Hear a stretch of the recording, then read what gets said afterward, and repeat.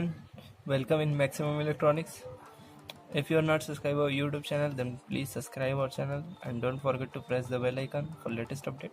And today we are going to discuss the daylight sensor using with LDR. So let us see the circuit. So we are using basically LDR and two transistors for switching the relay, and 7805 transistor which is provide the 5 volt constant 5 volt, which is it makes 5 volts from this 9 volt input. Okay, 9 volt battery we are used.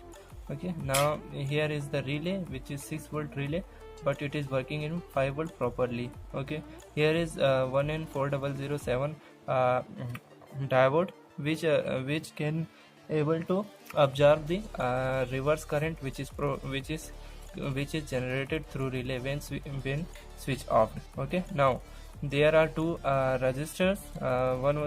This one is 330 ohm resistor and this one is 1 kilo ohm resistor, and these are the 0 PCB and it is holder, and the side of this or back of the circuit, this is looking like this. And now there are wires. Okay, so one wire, black one, that is connected with holder directly, and the red one that is connected with series way with this relay. So this relay can electrically switch the light which is mounted on the holder, and this two terminal that is connected with the supply. Okay, power supply plus positive negative through the AC mains. So let us see how the circuit will work. So I am just using an LED. So let us connect this LED, and I am providing 9 volt to the circuit. So here is 9 volt battery, so I am connecting this and applying 220 volt AC. So now I am switch on it.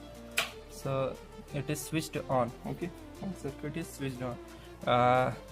The light that is more, which is not able to switch the relay.